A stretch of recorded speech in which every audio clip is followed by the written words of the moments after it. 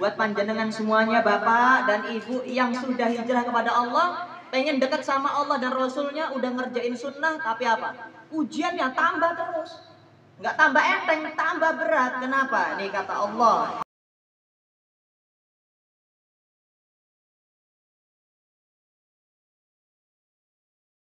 Perhatikan baik-baik di dalam, silakan ditulis surat Al-Ankabut ayat 2 sampai 3. Surah Al-Ankabut ayat 2 dan 3. Nah, ini jawabannya buat panjenengan semuanya, bapak dan ibu yang sudah hijrah kepada Allah, pengen dekat sama Allah dan Rasulnya, udah ngerjain sunnah, tapi apa? Ujiannya tambah terus. Nggak tambah enteng, tambah berat. Kenapa? Nih kata Allah. Allah yang katakan ya di dalam surat Al-Ankabut ayat 2 dan 3. Bagaimana Allah mengatakan? Ahasiban nasu ayyutraku ayyaqulu amanna wa hum la yuftanun. Artinya apa, ibu dan bapak? Apakah manusia itu yang disebut sama Allah tadi, manusia apa jin? Manusia. Apakah manusia itu mengira? Kalau kita ini mengira itu apa sih? Menyangka. Menyangka itu bahasa Jawanya apa? Menyongko, ada namanya ya. Apakah kalian mengira bahwa kalian mengatakan kami beriman? Sekarang saya tanya, ibu beriman nggak? Bapak beriman nggak? Benar. Yang diomongin, ibu beriman? Nah, apakah kalian mengira dengan kalian mengatakan kami beriman, lantas kami tidak uji? Berarti siapa yang menguji?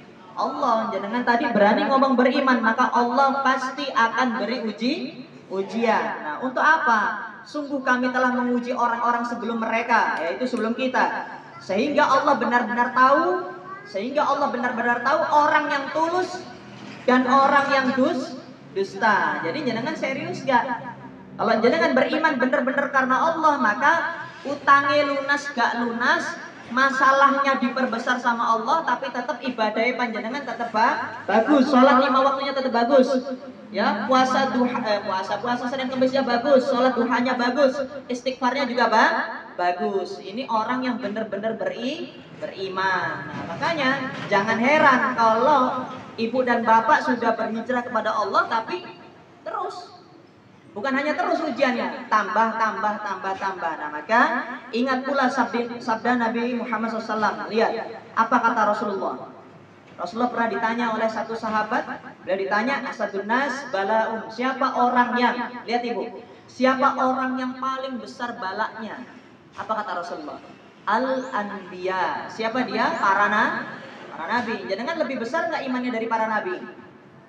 Tidak. Apa kata Rasulullah? Yang paling banyak musibahnya itu para nabi, dan setelahnya. Artinya apa? Semakin jenengan beriman, semakin jenengan taat kepada Allah, akan semakin besar musibah yang Allah berikan. Siap nggak pembuatan?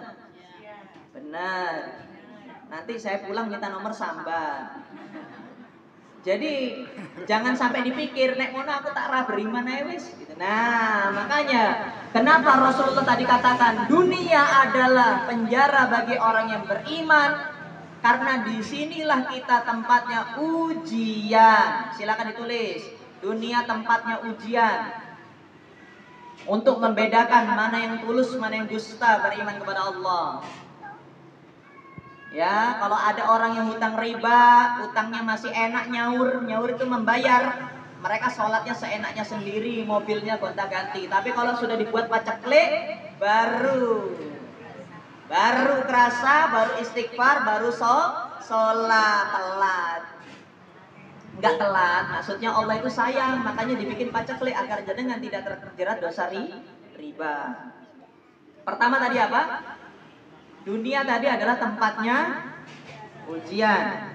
Yang kedua, kenapa dikatakan dunia ini adalah penjara? Karena seorang mukmin, orang yang beriman, Bapak, dia dihalangi dari segala sesuatu yang disukainya. Dihalangi. Orang kafir itu nikah nggak nikah bebas, Bu. Asalkan naksir aja bisa langsung dikawinin kayak binatang. Kalau Islam boleh nggak seperti ini? Nggak boleh. Ada nggak halal haram di orang kafir?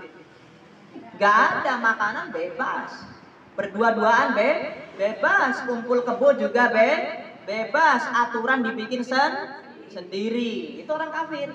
Makanya ini surganya buat dia. Dan memang betul tadi ibu dan bapak, orang yang paling kaya itu adalah orang kafir. Bukan orang muslim, orang kafir itu paling kaya. Sedayu Group, 9 Naga semua tuh, jalan tol, 9 Naga juga tuh. Dubai mau bangun sesuatu, belinya juga di orang-orang kafir. Berarti banyak. Nah yang ketiga, kenapa kok dikatakan ini adalah penjara dunia ini? Kenapa? Emang ibu dan bapak nggak capek apa hidup di sini? Capek nggak sih? Belum capek berarti ya? Kok diem ini? Karena satu hal yang mengganjal telinga dan hati saya adalah kok bisa?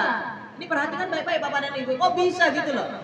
Orang yang hutangnya sudah macet, masalahnya belum selesai, musibahnya belum berlalu dan belum berganti, tetapi dia bisa menyatakan secara lantang, Ustadz, aku ingin seperti kemarin. Apa yang kemarin? Saya kira ketenangan yang enggak. Mobil saya kembali, rumah saya kembali. Loh, masih dunia lagi.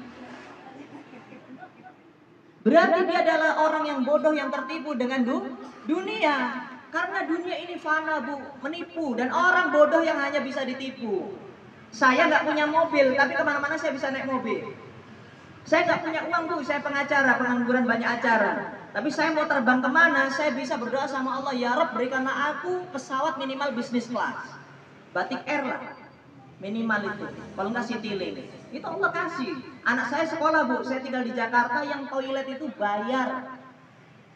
Tapi kan enak ngisi di Trans 7, Bu. Saya aktif di pedalaman, Ibu, tanpa gaji. Saya sebulan, hampir seminggu nih.